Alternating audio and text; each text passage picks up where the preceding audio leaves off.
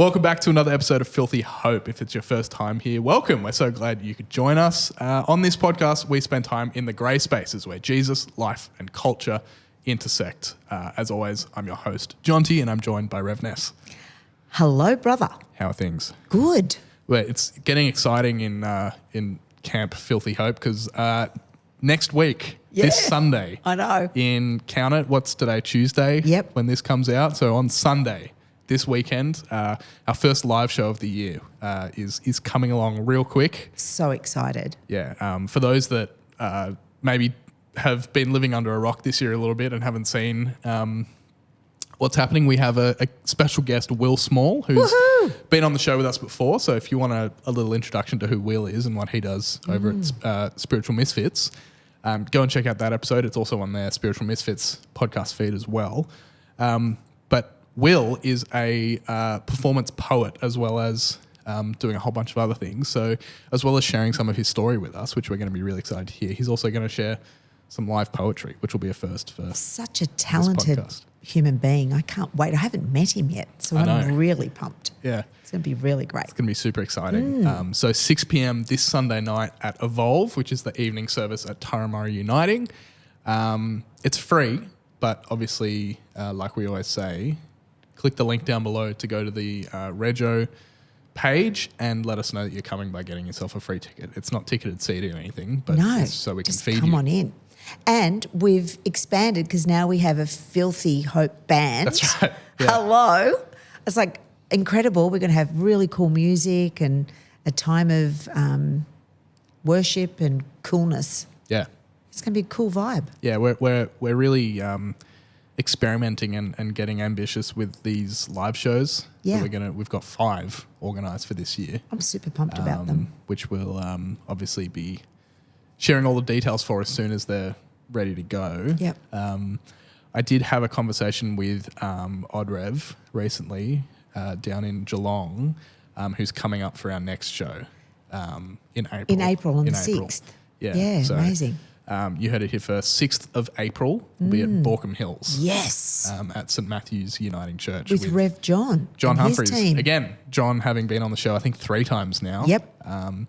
With, I guess I can announce it now, special guest Dr. Ali Robinson. Yay! Will be the special guest at that show. Yeah, New Testament theologian. Yeah, so she's going to smash it out of the ballpark. She is phenomenal, and I always sing her praises because she has that perfect combination of being so incredibly intelligent and academically rigorous, but being so adept at communicating that knowledge in a way that's really accessible. Oh, I can't wait. And really conversational. So that's amazing. Yeah. She must know Matthew, Mark, Luke and John very well. Very well. They're mates, yeah. Besties.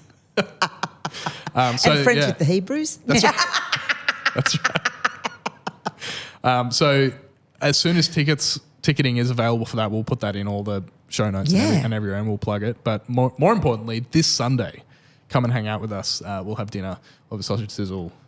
We'll have Will Small there in person. We'll have a band. And we'll have merch. And we will have merch. Tell us about the merch thing, Jonty. Yeah, so we've got a limited run, we won't be doing these again, of T-shirts and caps. And they're super cool.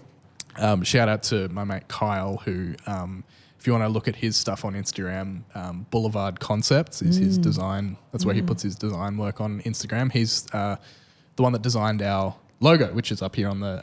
And they look like graffiti on a hat. Yeah.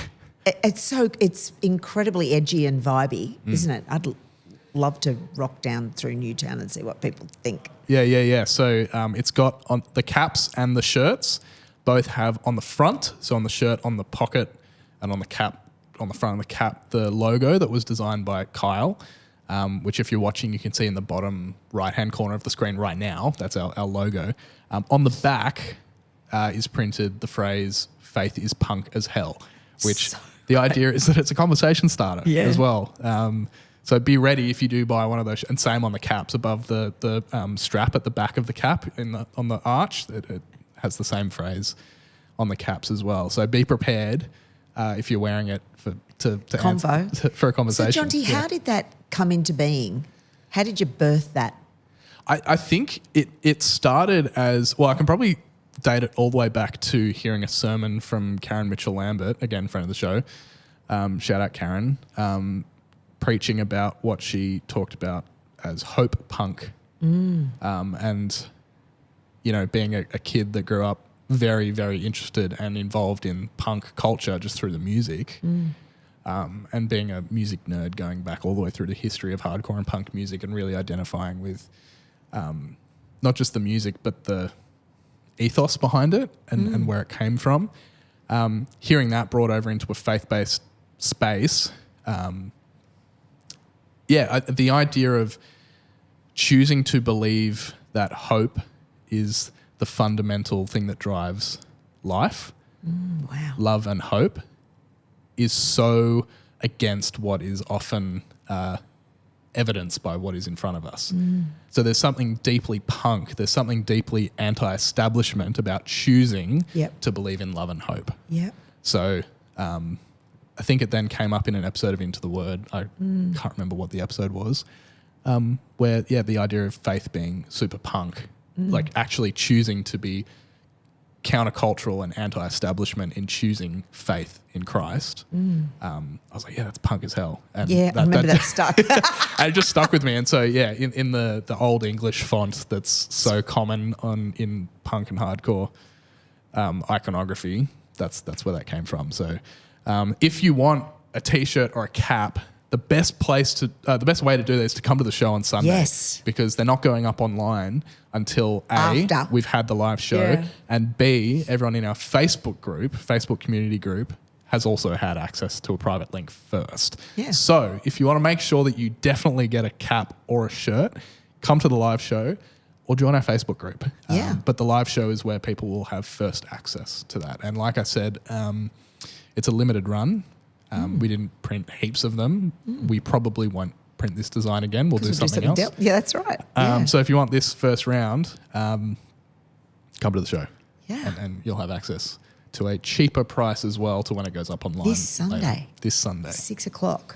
If you haven't already booked in, get yourself organised. Click on the link. And we'll see you there. And come over the road to Kipling's with us afterwards for a cheeky brew. Awesome. So that's the admin-y stuff out of the way. Beautiful. What have we got for today, Jonty? Well, I feel like a bit of a dick when I say that because I actually know. We did talk about this beforehand. We don't just like sit down and be like, so what are we talking about today? So I've got on my notes. I'm ready to go. You've been reading a book by Mel Robbins. Should we start there? We can. Yeah, definitely. So tell us about the book. Okay. Because that's going to inform the next probably 20 minutes to a half hour. We talk about. Yeah. It's been a really interesting, I've been doing it via audio because I do so many hours in the car, and it's been super interesting. And it's called The Let Them Theory by Mel Robbins. And I was seeing a lot of her posts come up, and I was thinking, this is like, pseudo pop psych. Yeah. This is a bit interesting. And I think she made a post about narcissism, and I got a bit excited and I went, I've got a few of those in my life. Let's have a look what she has to say. And I liked what she was saying, clicked on the link, started following her, and which led me to her book. And it's interesting. This let them theory is very simple in its takeaway, in so far as I understand it. It's basically stop wasting your life on the things you can't control, right? Yeah. And so therefore, she uses this situation, she talks about being on an aircraft and she has to go away to do a conference, and she's speaking at a conference, and she knows she's got to have a voice in top shape to be talking for hours at a time for over a period of days. And there is a dude sitting behind her coughing his guts out on the plane. And she does that passive-aggressive thing. She looks behind herself into the crack in the seats and gives him the evil eye, and he continues coughing and he's not covering his mouth, and then she totally gets the shits until she stands up and she says to him, "Can you please cover your mouth and stop coughing?" Wants to be the bestower of, she's the boss of all coughing control in the world, right, on a plane. And she realised this poor dude behind her, He's obviously unwell. He can't control when a cough's going to come forward. And yet it was driving her insane. So it was like his coughing had just taken a dump in her brain and she was fixating on it because she didn't want to get sick for this conference.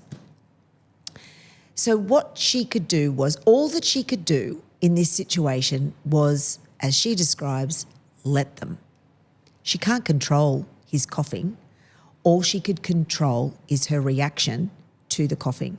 So what she did was she put her headphones on, listened to music, and covered her own nose and mouth with her scarf until she got off the plane. And then she got off the plane. It wasn't like she was agitated for the rest of the day, but it drove her nuts for those couple of hours that she was on the plane. So she talks about that as, stop wasting your life worrying about things that you cannot control, I mean, we've talked about it before, Jonty, like that example of driving the car. You know how you get the shits with people pulling in front of you and you don't let them, and I just go, you're cruising, brother, or I wave them in or blow them kisses and you just won't. You just drive up their ass and you won't let them in. Well, she would say, why worry about that? Why waste your precious creativity and intellect and emotional quotient worrying about shit you can't control? Just what's it to you if you just wave him in, let him in? Just let them. Let them be maniacs. Let them be narcissists. Let them think whatever they want to think, because you're not the boss of everybody's thought process. She talks about starting her own business and worrying what everybody's going to think. So she would agonise over a post that she would put up because she was desperately worried, what are my friends going to think? What's my family going to think? What's everybody going to think? Are they going to like me? Are they going to hate me? Oh, what if I get all this hate? Oh, it's terrible. What are they going to think? It just occupied her brain to the point where she couldn't even start by posting. And she says, just post. So what? You can't control what anybody thinks about you. And nor should you bother, because they're in control of their thinking. And even the people that we love the most think often bad things about us and often even say bad things about us. Even our friends might shit slam us to their other friends, but doesn't mean they don't love us, doesn't mean they don't want to be in our family or love us anymore. It's just that everybody has control over their own thinking, and free ourselves from trying to control that. Yeah. And so she calls that the let them theory. She says, just let them think bad things about you. Oh, well, just let them. She describes it as being really freeing, and she finds it then she talks about family scenario where there's always that tricky family member, an auntie or an uncle or some dodgy member of the family that drives you nuts, right? Yeah. You think, do I really have to go to that thing because that person's going to be there? She says, just let them. Let them be an irritating wonder. Let them have their opinionated view about all the things that drive you nuts about them. Just, as she says, let them be. Don't try and control them. Just let them.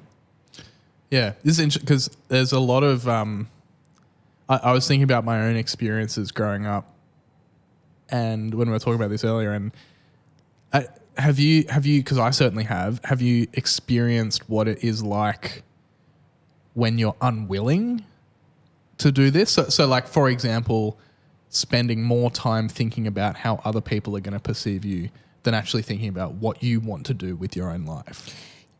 Is that like, is this a good place to take this conversation? Yeah, it's definitely. It's exactly what she's talking about. Yeah. And she talks about you are in control of you. Yeah. You're not in control of anybody else. And by not allowing people and just letting them be who they need to be, you waste time and you don't actually spend time doing the things that you need to be spending your precious mind and your precious life on, because you're so busy worrying what everybody else is thinking about you that it stops you in your tracks. Yeah.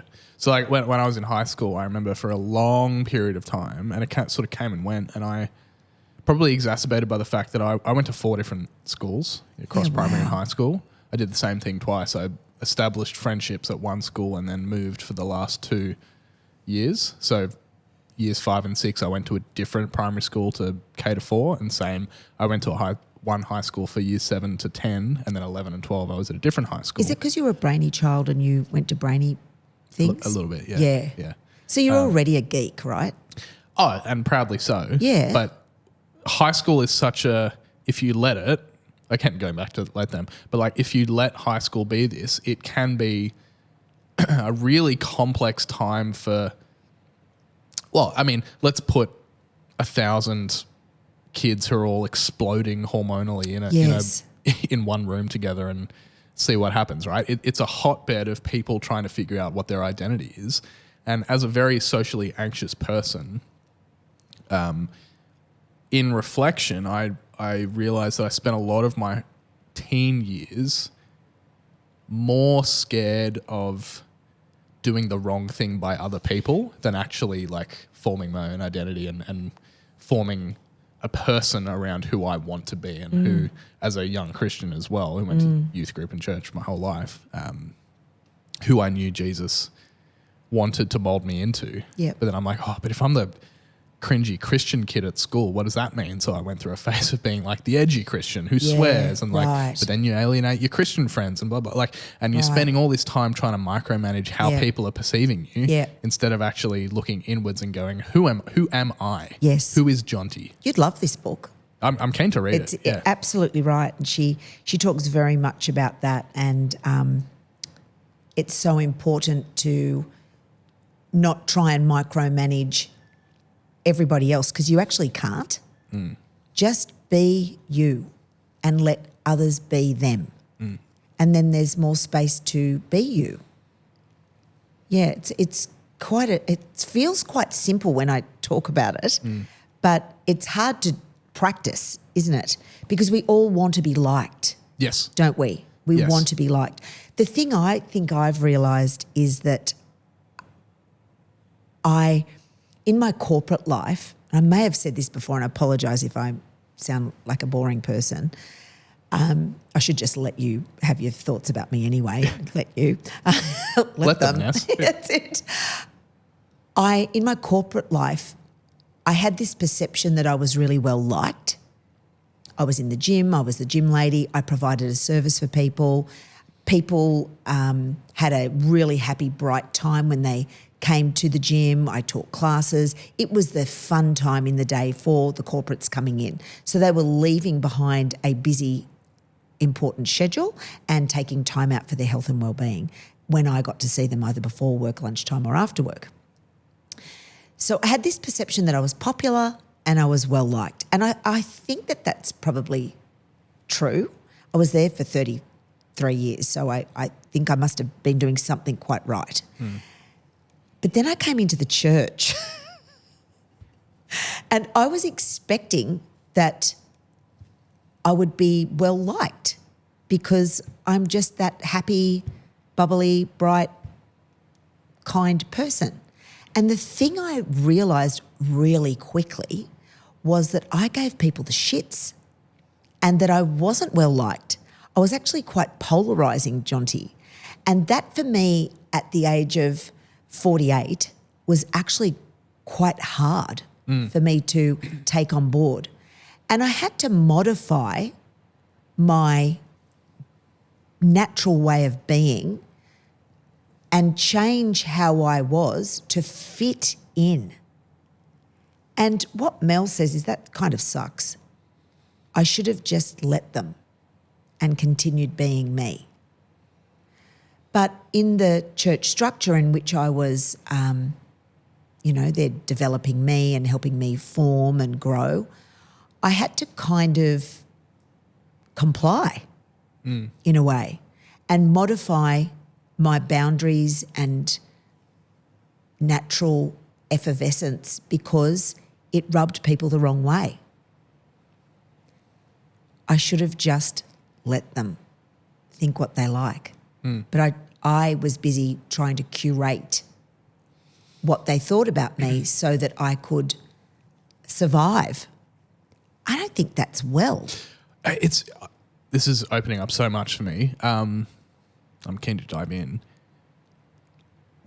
The thing that's kind of going around in my head at the moment is, and I'll ask the question knowing that there is. I think the answer is yes, but like, is there a difference between having to force yourself into, like you're saying, into fitting a mold that you don't fit into because of just what other people expect you should be? I think that's one thing. On the other side, adjacent to that, in addition to that, there's also the Christian commitment to becoming more Christ-like every day, which requires a painful pruning of oneself often. Definitely. And I'm not talking about you specifically here. I'm talking in general. That's a really difficult thing to discern from the other, because there are some things that are innate in our personality that are God-given, Yeah. that are unique, that we absolutely do not need to sand down to make other people comfortable. Yeah. Because often it's those prickly things, it's those things that agitate other people that are actually the most helpful in getting people to see things differently and actually opening up people to being more accepting and more tolerant of all sorts of different people. But then also, like, and this is a question that only the individual can answer, is like, well, then what are the other things as well as that? And there might even be a bit of overlap, which makes it really complicated, are the things that I want to transform. Yeah.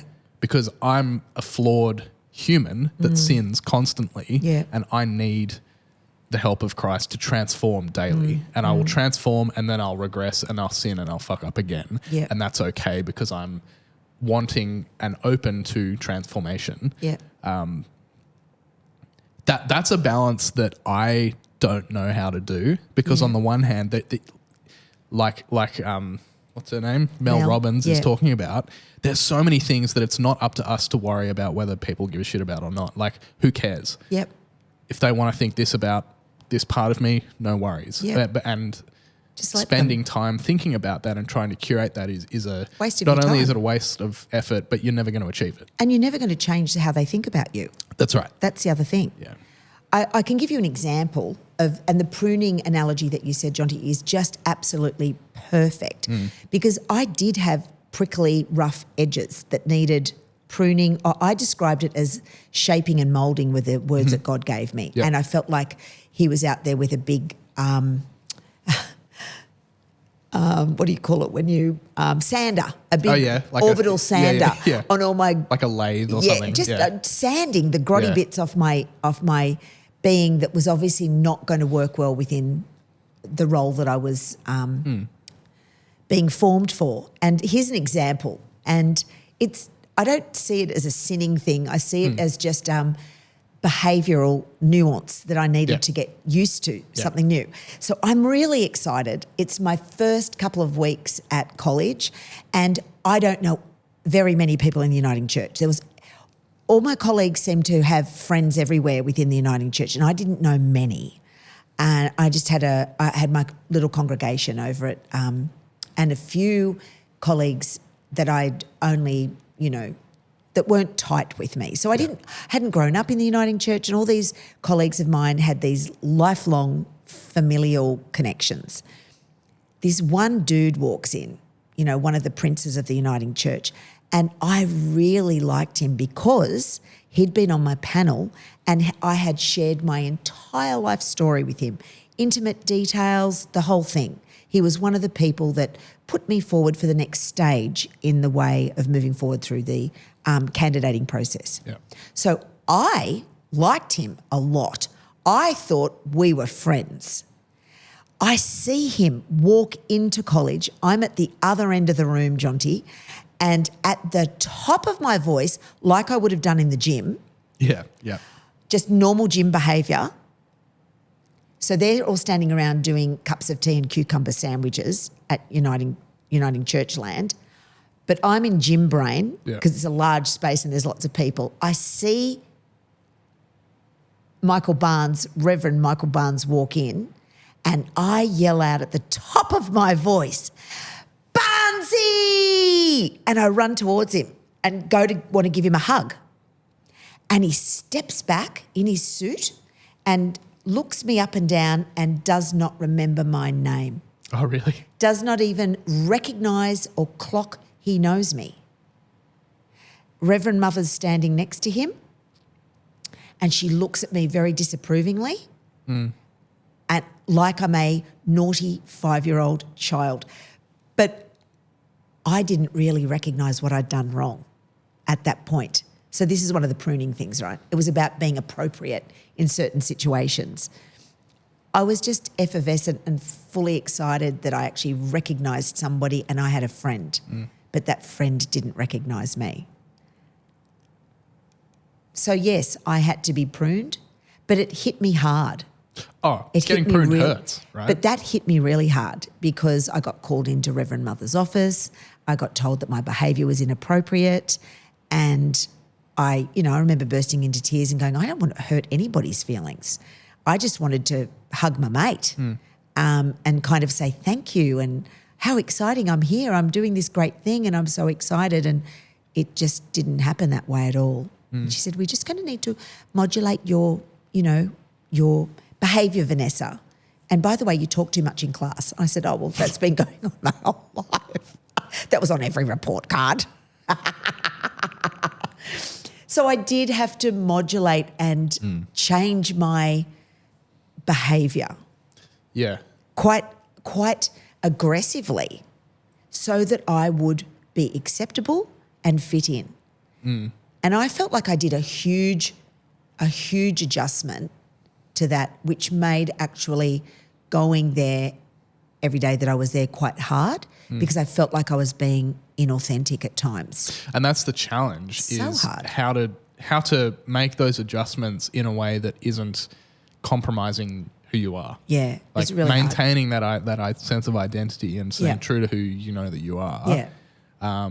Whilst because we all have to adjust to different situations, or like it's something that we just. I can hear her saying, "It's not a gym, Vanessa." That's right. Yeah, exactly. Like when I go and see certain parts of my extended family, I have to adjust my behaviour because it's not even a behaviour. Probably isn't quite the right word, but I adjust how I present.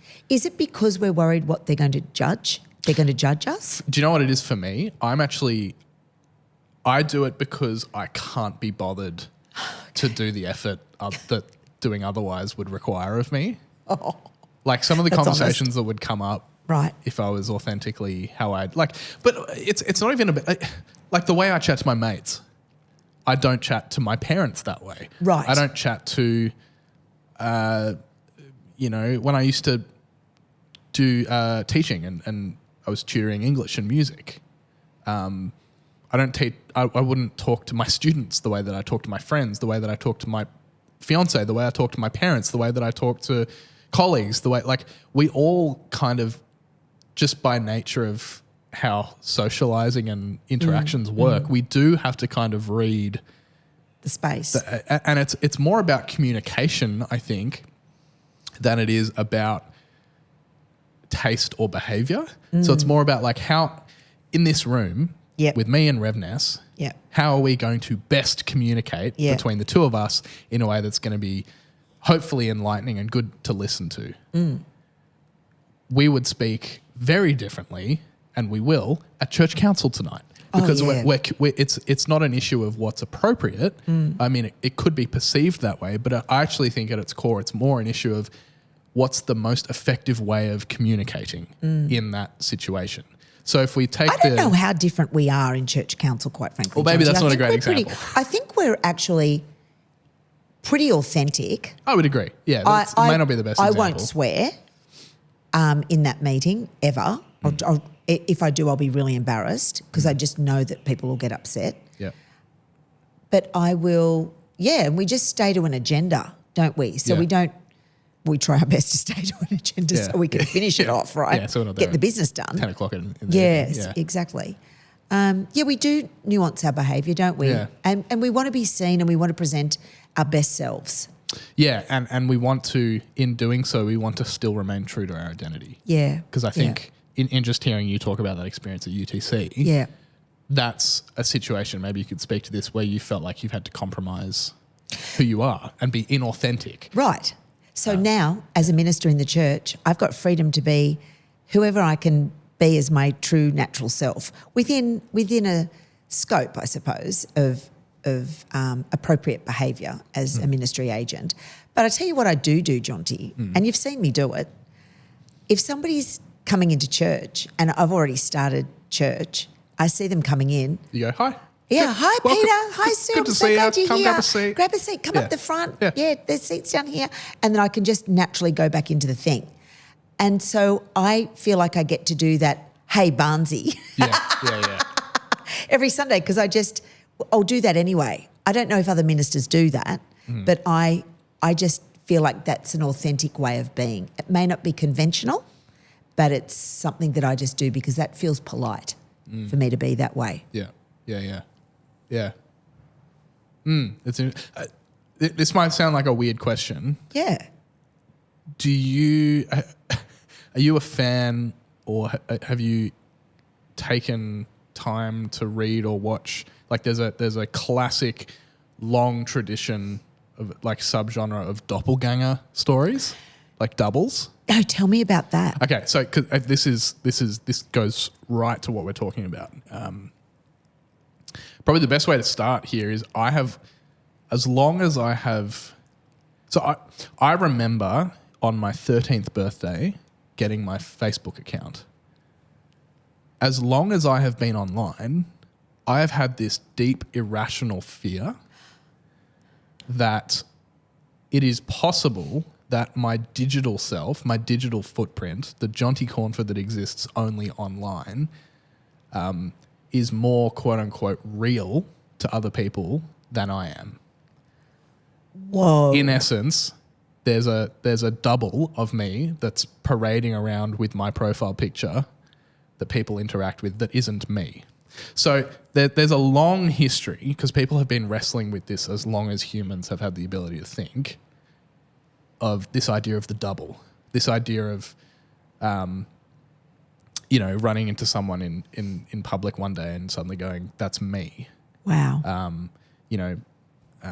Mulholland Drive is a recent, I say recent, it's like 20 years old now, but all the way back to like the double, all the way through literature and film history, we have this fear of encountering our doppelganger, our double. And usually the revelation in these stories and in these fables and in these archetypes is recognizing that our double is us.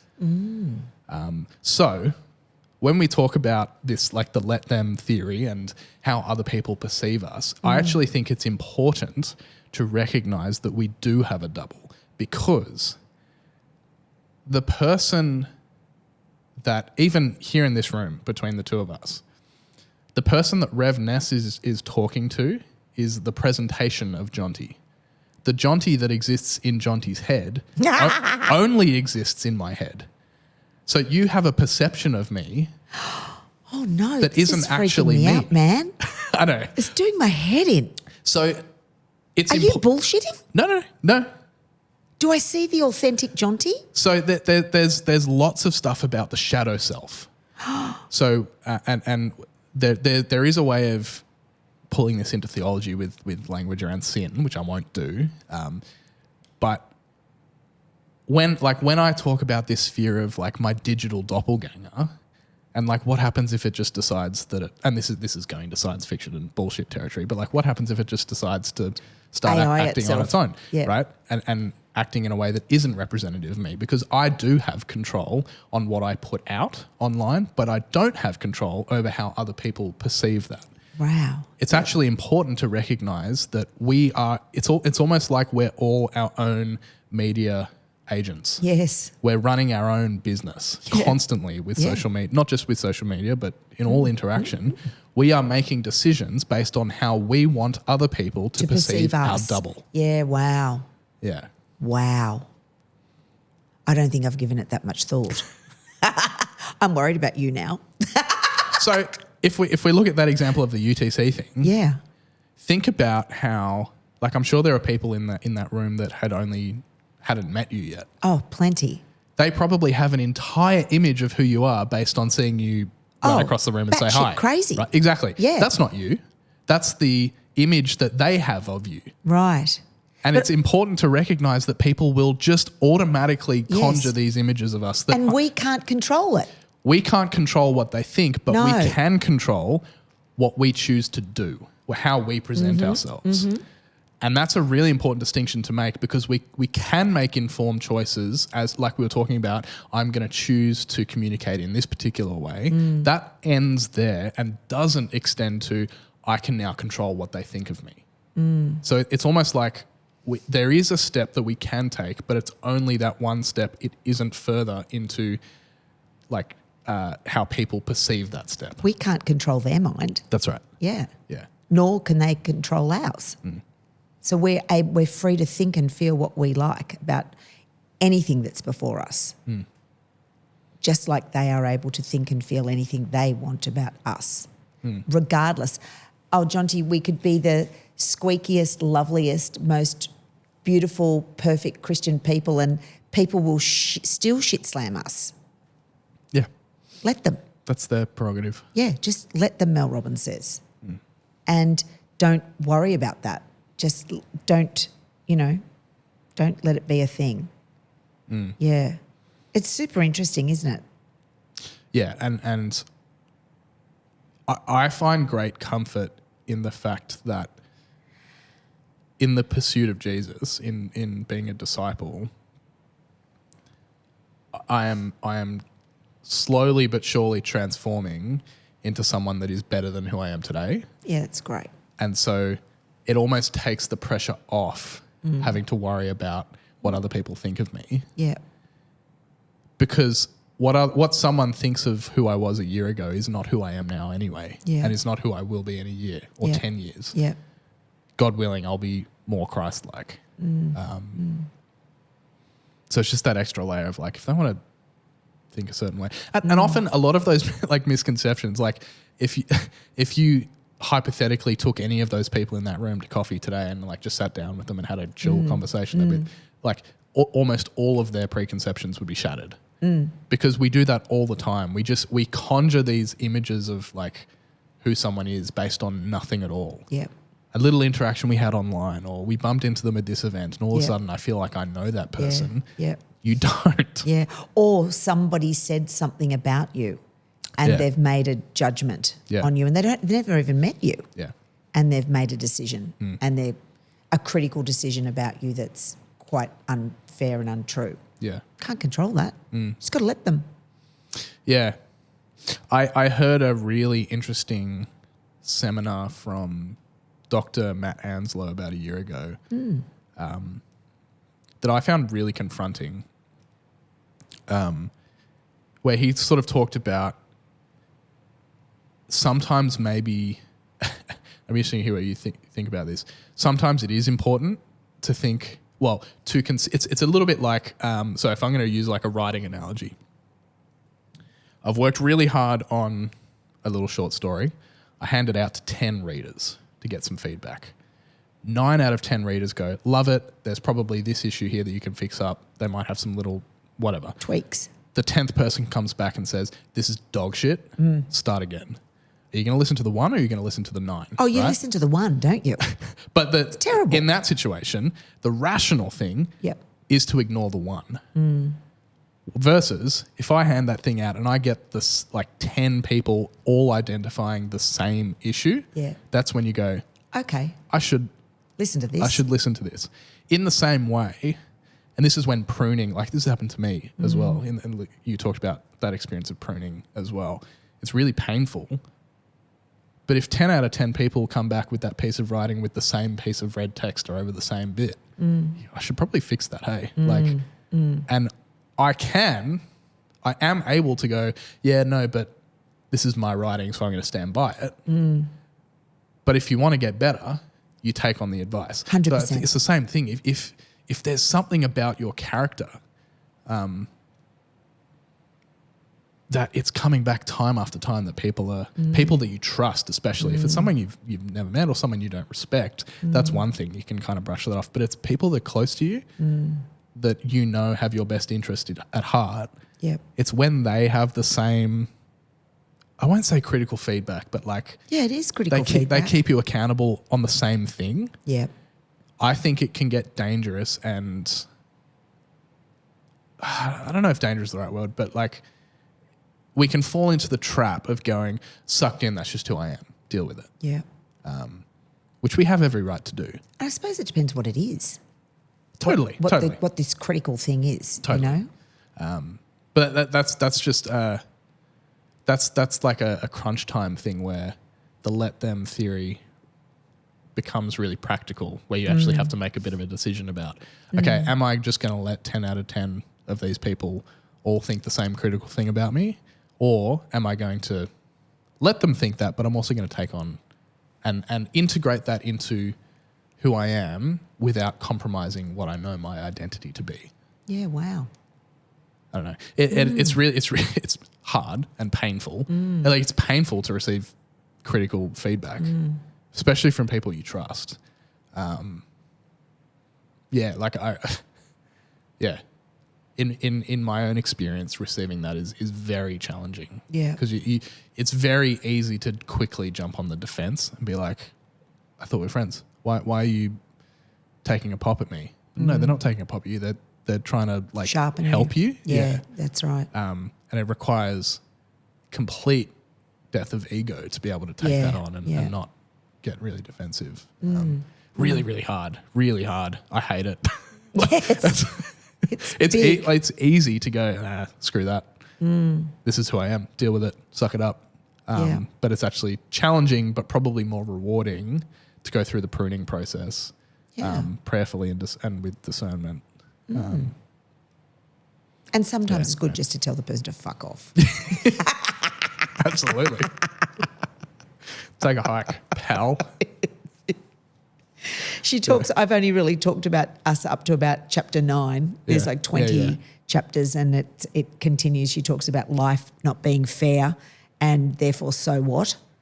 Get over yourself. Life just isn't fair. You know, she talks, she really rips into that, and because we can tend to use that as an excuse, can't we? They've got it better than me. They didn't get it. Their parents paid for their university. I'm stuck with that. I can't get a house because the housing crisis. I can't get this. I can't.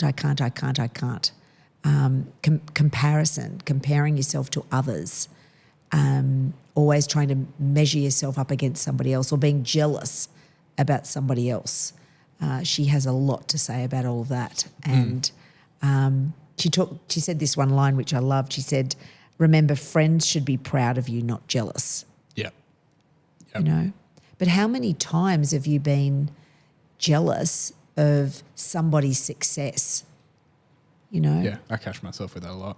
Yeah, and she talks about that a lot, and she says, just let them, because your friend being successful isn't stopping your success. It's not hindering you being successful. They haven't taken all the prize money on being successful. You too can be successful. So pull your finger out and go about it. Work out why you're not achieving what the friend is achieving, and look at their template and see what they're doing and go for it. Use it as motivation, not something that you feel like drags you down. Yeah. And let them. And a good friend should be going, yeah, cheers to you, brother, for that great milestone in your life. This is phenomenal, you know? Someone that I don't talk to super often anymore, the first time I spoke to them after I'd gotten engaged, must be nice. I'm like, yeah, we're pretty happy. Yeah. Good for you. I'd love to be in a relationship. Oh, wow. And there was no like congratulations. And there's a big reason why that's not a relationship I'm like actively pursuing, because it was just, that was it, right? Yeah. And it's that no sense of, if there is a genuine relationship, I'm so happy for you. Congratulations. Yeah. Let's celebrate that for you. Yeah. It was the instant reflecting back on their self going, I'm not in a relationship. Yeah. I Woe was is in a me. shitty relationship. Yeah. Woe is me. Almost like thanks for bringing it up and highlighting how sad my situation is. And I'm like, Yeah. I don't really know what to do with that. yeah. And that, going back to the topic of what we're talking about, that is a clear golden opportunity to just let them do that. Yeah, she talks about exactly that. That's nothing to do with me. That's nothing I can control. Yeah. That's their own issue that clearly by bringing it up, it's highlighted for them that the wanting grandkids or the wanting to be in a relationship, whatever it is something that is an unresolved thing that they need to work on. That's not your problem. That's if anything, I almost wonder if that's like an opportunity to go, wow, in twisting it and going, I was able to open that conversation up for them. That like now they're actually thinking about it. Oh, why did that come up as my initial response? Yeah, Because I was just like, oh, I mean, thanks. And they were like, oh, sorry. Yeah, I mean, congratulations. Like they knew what they'd done. Yeah. In the same way that. So I had my friend, really good friend of mine. And Mel Robbins also talks about when grown-ups throw tantrums. And she talks about, you know, those friends that chuck a tantrum and then give you the silent treatment and you don't know what you've done wrong. Yeah. You know that? Yeah. She said you've got to look at it through the lens that most adults are just basically 8-year-old kids that have done no work on themselves. They have not processed emotions as kids. They haven't looked deeply at their own psyche. They've done zero work. So then when they throw when they don't get what they want. When they don't get what they want and they throw a tanty, it's really just their inner 8-year-old child losing their shit. Yeah. And you know what she says? Let them. Well, same you do with 8-year-olds. Yeah. Yeah. Just let them do it. Don't automatically think, I've done something wrong, what have I done? Just let the person do the stupid behaviour and let them work their thing out. It's actually not about you. It's about their shit that's going on.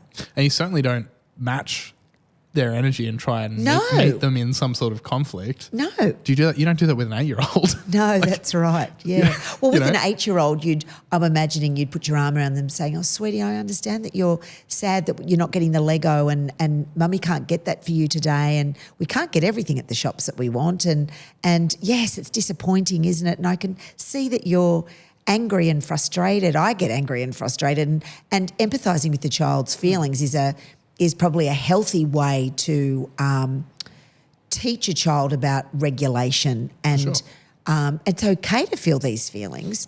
And often I think to adults that behave in this way and do that silent treatment bullshit is just that an adult with 8-year-old emotional immaturity and they've never learned to regulate their emotions in any way that's remotely adult. Yeah. She says, let them. Yeah. Just put a big fence around that one and let them, keep them there. It's the most interesting read. I would really, really encourage a read. I'm really enjoying it. Yeah. Like really critically thinking about like what are the things that I do, like what are the behaviours in myself that I notice that I'm only doing because I'm trying to manage how other people feel about me. Yeah, you'd love this. I think it'd be great for you, this read, because it might just give you a fresh perspective on your own stuff, maybe. Maybe, yeah. And it's light. Yeah, it's cool. very easy and it's not, she's a great little author. Yeah, enjoying it. Yeah. Yeah. If people listening have read it, let us know what you think as well. We'd love to. I hope I've done it some level of justice.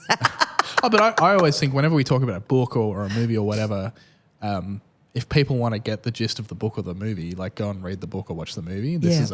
I'd much rather us talk about how we feel about it. So if people are going, oh wow, that sounds like a really interesting like concept for a book. I wish they talked about it more. Like, read the book. Yeah, I'm just going to let you judge me on that. Yeah. That's right. Are you reading anything at the minute? What are you into? Yeah. interestingly you ask, I just finished a book about a history of vampires.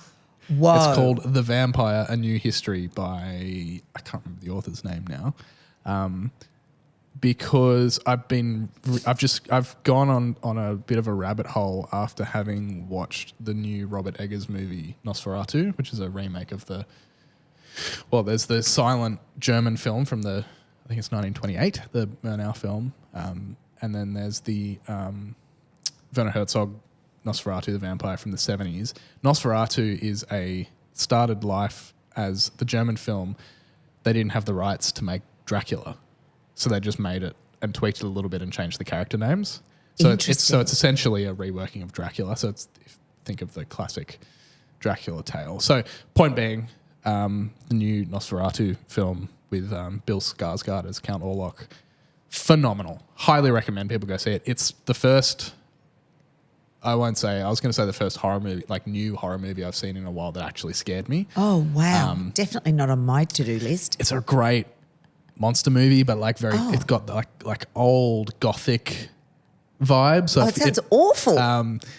But what's really interesting about it is that the writer-director Robert Eggers, who's known for his previous movies, The Northman, The Lighthouse, and The Witch, are all he goes deep on period accuracy and dialect and costuming and everything.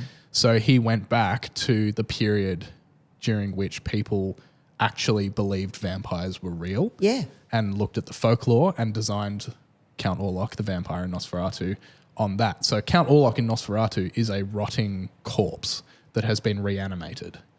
And so what does a dead nobleman from the 1500s in Romania look like? And that's what the vampire in Nosferatu. So that led me to reading this book about a history of vampires, and it's fascinating reading about how, because we've gone so far all the way along to Edward Cullen in Twilight. Oh, wasn't he beautiful? Exactly, right? Yes, going shiny. All the way, pale skin, beautiful. Oh, gold glimmers on his cheeks. He was beautiful. Right. So going back and reading accounts of when people actually believed. So there are real documented history of corpses being exhumed and decapitated or cremated, or they find corpses that have been nailed to the inside of their coffins to keep them from getting back up and reanimating, because there was a real belief, and whether it was, there are all sorts of explanations for what was happening, but there is a long real history of people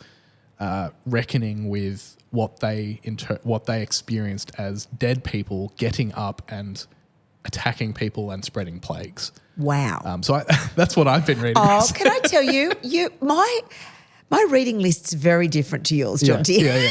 I think I spoke last week about light fantasy. Yes. It was very fluffy and non-committal. Oh my gosh. So, I think I'll leave my other one that I was going to talk about for our next podcast. Okay. Yeah, because that's a whole story that we can get into as well. The other thing, or two things that I think we should mention quickly before we wrap up this week, is Severance. So I didn't realize that you had started this. Yeah. And don't worry, we're not going to spoil anything because I know Severance is it's happening at the moment. So I watched the first season while I was traveling and am now following up to date with season 2. I think it's phenomenal. What's your take on Severance? Makes me feel claustrophobic. Yeah. Yeah, I get anxious when I watch it. I find myself curled up in the corner of the lounge because I'm agitated because it took me a while to understand what was going on, and I feel really irritated by them in their workspace. Yep. It's the workspace piece that really upsets me. Yeah. And it leaves me a visceral feeling about it. For people that don't know what Severance is, it's becoming more and more explicitly science fiction, but think The Office, but vaguely creepy. So the setup is that not vaguely creepy, but it's creepy.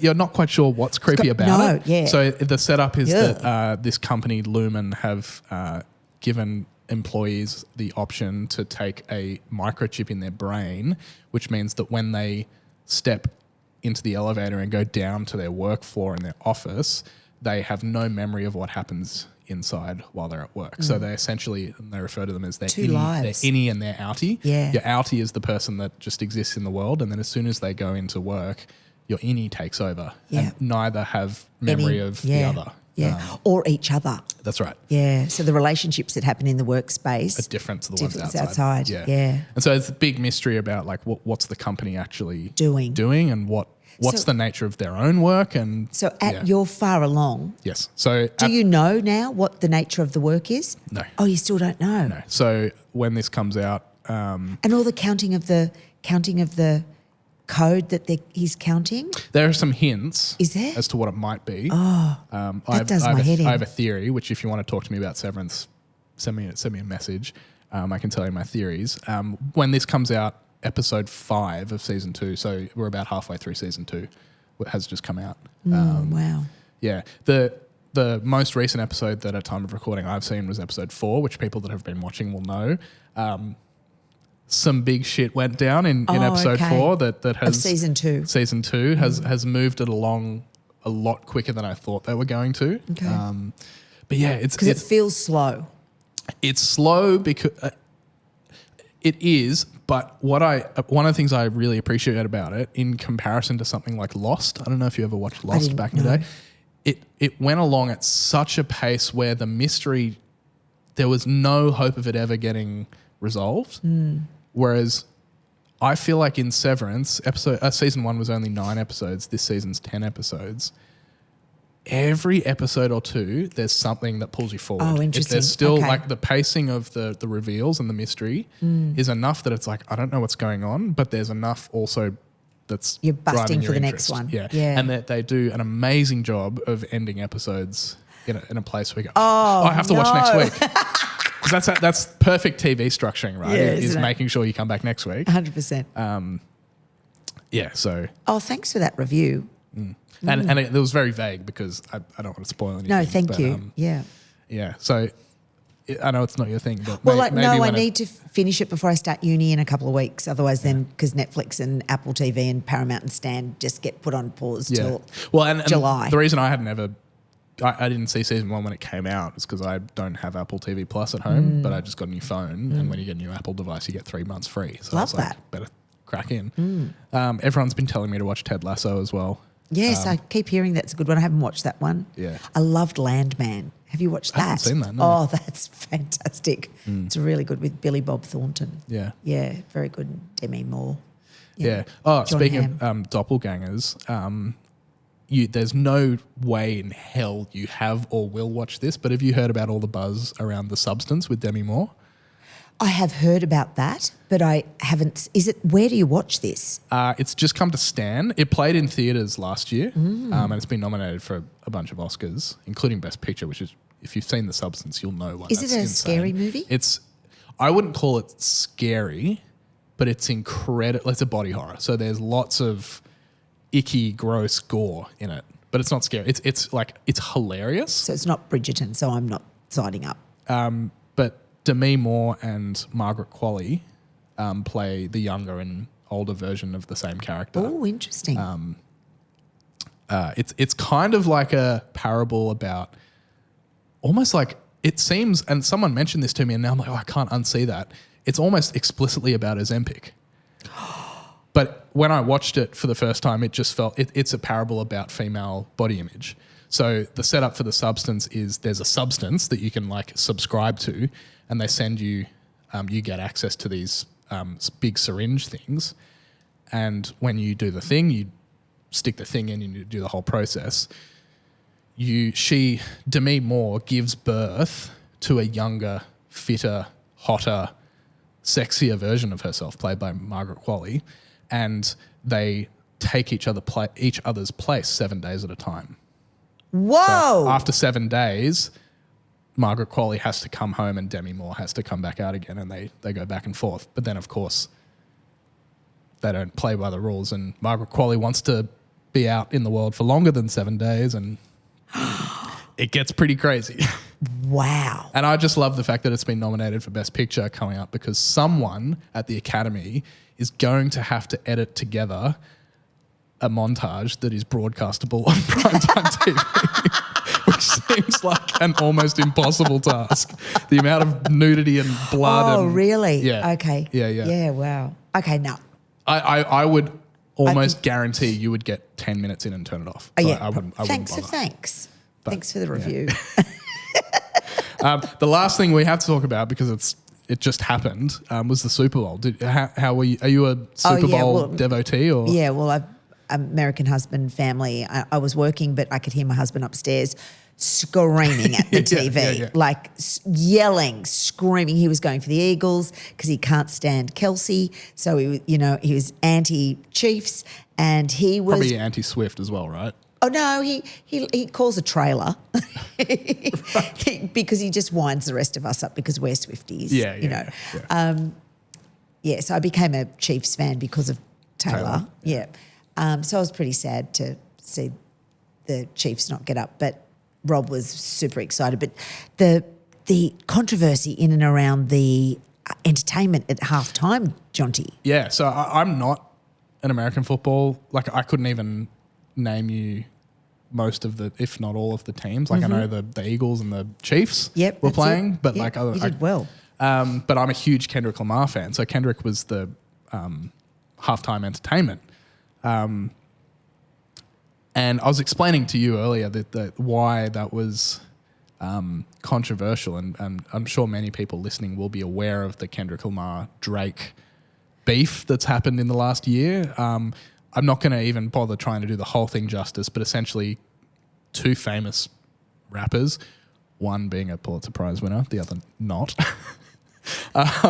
throughout 2024 were putting out diss tracks back and forth. So really hearkening back to 90s hip-hop culture where you'd have hip-hop beefs, and there was a whole... Saying mean things about each other. Yeah, there was a whole commerce around like the art of the diss track. So like putting together a track that's entirely about putting down another rapper. Yeah.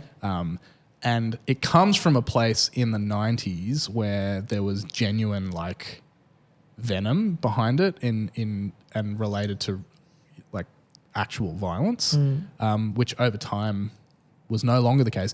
This kind of was harkening back to how a lot of the rap beef in the 90s felt, because one of the main controversies, and Drake has subsequently is suing, was Kendrick has in a number of his songs, but particularly Not Like Us, which just won a Grammy, which in and of itself, a diss track winning a Grammy is insane. Wow. Alleged that Kendrick, certified lover boy, certified pedophile is one of the lines in the song. So the fact that Kendrick is performing at the halftime show in the biggest TV event of the year, all the talk was, is he going to play the song? Is he going to play the song? Surely he's not going to play the song because he's being sued over the song. Is he going to play the song? And for people that know Kendrick Lamar, they will know that his shows, he crafts these almost like narratives around his shows. So it's not just about picking which songs go where, it's about what goes on in between the songs. So Sam Jackson, famous actor, I think he goes back and forth. I can't remember who with, but he's the highest grossing actor of all time. Movies that he has been in have earned, he has the record for highest cumulative box office. So very famous actor, performing the role of Uncle Sam, narrating in between the songs and going like, oh, is he really going to play that song? And at one point he turns around and, as part of the performance, is rapping in conversation with his backup dancers around, everyone wants me to sing the song, but like people like to sue me over it. And at the end he does. Yeah. And the famous line in that song, A minor, which if you know the song, you know what that is, which drags out over the instrumental, the entire stadium sang along with. Wow. Which, talk about rap beef, like bleeding over into pop culture. That I not even talking about the cultural significance of having a show that is so black coded and so steeped in black culture being platformed on that big of a platform, I think is a massive moment in pop culture. They talked about it as being the largest musical event of the year. Is that halftime? For sure. Yeah. Show. And having that be a platform to an artist like Kendrick, who Yeah, is amazing. so vocal about the political and social climate of what's going on in the States at the moment. Wow. And Donald Trump was Don was there, mate. And there's a couple of moments where, if you read between the lines, he's essentially talking to Donald Trump and being very vocal about what he thinks. Wow. Huge moment culturally. And then you can just picture Drake and his lawyers at home going, oh, no. No. So I don't know. I just thought the whole thing was amazing. Even if you're not a fan of hip hop music, like the NFL YouTube channel have put up the whole halftime show. Oh, I need to on go and have a YouTube, watch. so go have a look. Yeah, Even just the performance and the choreography of it, like he has a whole bunch of backup dancers in red, white, and blue that at one point make up the American flag. Wow, Which amazing. even just the image of the American flag made up of people of color with a rapper, a black rapper in the middle of the American flag at the Super Bowl, that in and of itself could be the cultural moment of the year, let alone all the other stuff that's going on around it. So, And you're down in New Orleans too, you're south, part of that, heartland. yeah. Amazing. And Jordan Mailata, the Aussie, Yeah. that dude is humongous, 6'8". I think the first Australian to win a Super Bowl. Yeah, amazing kid from the West. Was too slow playing. I think he played for the Rabbitohs and he was too slow, and then he went out and the NFL saw him, picked him up, put him into their, training camps, and he just rose. Amazing, humongous human being. Oh, they all are. Yeah, I but he's think, 6'8", Jonty. Yeah, huge. Biceps the size of, your thighs. Yeah. Yeah. Yeah, Guy's crazy. weapon. Yeah. Right? Can you imagine trying to block him? No. I don't even know what position he plays and if that's a He's blocking just thing. huge. Yeah, he's defense, mate. He's just incredible. But Yeah. yeah. I just Amazing. find the whole helmet thing crazy. Oh, just the whole sport. Crazy. Because I follow the AFL pretty religiously. And you get head knocks occasionally, but there's stuff in place. Like the rules are there to stop that from happening. I just can't, and I'm sure over the next 15, 20, already there's probably data coming They out are. about They know. smacking helmets together does Yes. horrendous things to your head. Concussion, man. yeah. Must be horrific. Yeah. Anyway, Oh, what a show. yeah, We had a lot to say. heaps. I'd love to hear what people think. We're actively trying to speak a little bit more into just general culture stuff at the moment. Yeah. So if you've got any feedback on whether you'd like to hear more of that stuff or stuff you want to hear us chat about or hear our takes on, do let us know. We'd love to hear from you. Cool. And if you've read that book, Let Them by Mel Robbins. Robbins, let us know what you thought as well. Yeah. We will see you on Sunday in person at Taramari Dining Church on 6 p.m. with Will Small. If you Can't haven't already wait. got your tickets, do it now. We can't wait to Yes. see. If for whatever reason you can't make it, we are live streaming them in the same Rego landing page. You'll find the link to the live stream. And if you can't make it, we're doing at least 4 more over the course of the year. The next one is on the 6th of April at Borkham Hills with Dr. Ali Robinson. Yay. So we hope to see you there. Thanks, Jonty. Thanks, Ness. We'll talk to you guys next week. See you Sunday, brother. Yeah, see you on Sunday. Yeah.